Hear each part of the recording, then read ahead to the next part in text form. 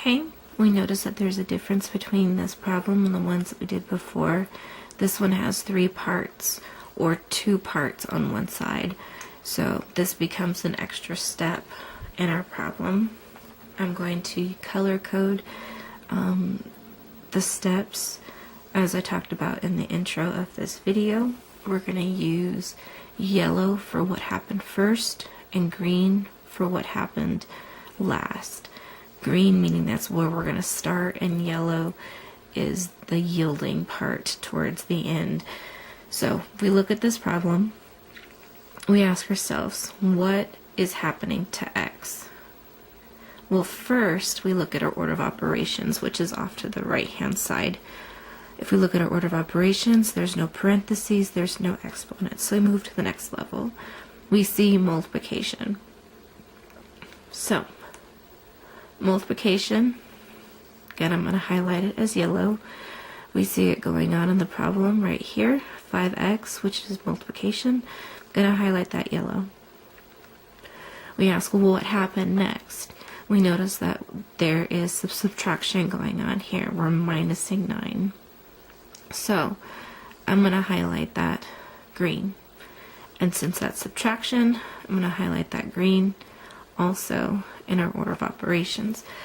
So by doing so, I've given us steps in order to work this problem out. Now, to tear down a problem, we have to start backwards. So we're going to start with the green step because that's what happened last. The opposite of subtraction is addition. Again, if we look at our order of operations, right next to subtraction is the A for addition. So the opposite of subtracting 9 is adding 9. But what we do to one side, we must do to the other. So we add 9 to the right hand side also.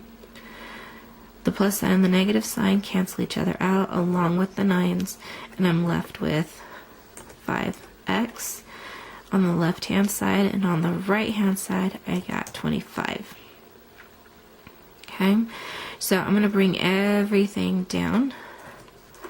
I have 5x equals 25. So this is our last step here. This is our yellow step.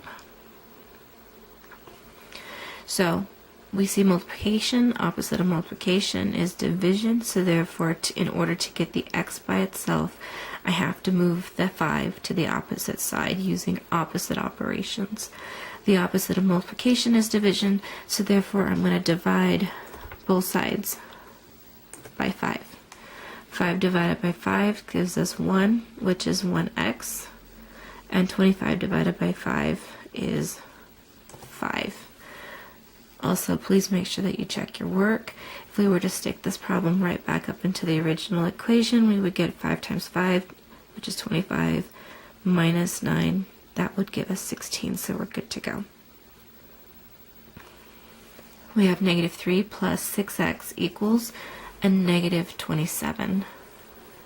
We ask ourselves what happened to x first, and we see that right next to the x is the 6x, which is the 6 times x.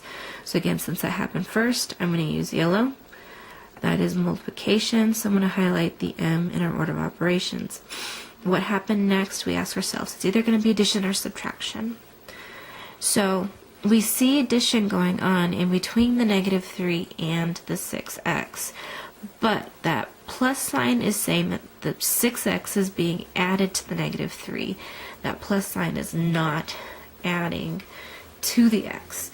That plus sign is really acting as a positive, saying that the 6x is a positive value. So that's not really the sign we're looking for. We're actually looking at the sign right here on this negative 3, because that's what is outside the 6 or outside the x. So we need to move that negative 3 to the other side. So the negative is acting as a subtraction sign. The opposite of subtraction is addition, so therefore that's our next step. So we're going to put that in green, and I'm going to highlight the subtraction in green also. So we're always going to start with the green because that's what happened last. The opposite of a negative 3 is a positive 3, so we're going to really be adding 3 to both sides. So the negative 3 and the positive 3 end up canceling each other out. The 6x is still going to remain. And we have negative 27 plus 3. Now the way that we like to think about that is that you have 27 negatively charged magnets and 3 positively charged magnets. And when I take those positive magnets and those negative magnets and put them together, they're going to snap together, canceling each other out. So 3 positives are going to cancel with 3 negatives. And if we think about that, we're still going to have a whole bunch of negatively charged magnets left over. So we're going to have 24 negatively charged magnets because we have more negatively charged magnets than we do positive magnets. So this becomes a subtraction problem and not an addition problem. Carry it down. We have 6x still. That is in yellow.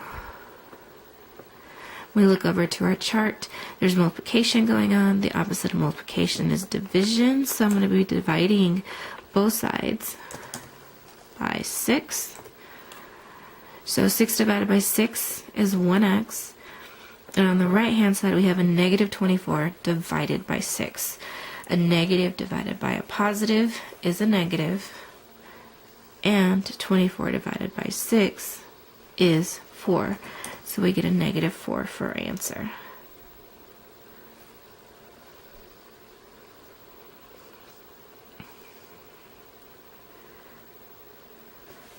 Next problem, we see 4/7 x plus 4 equals 32.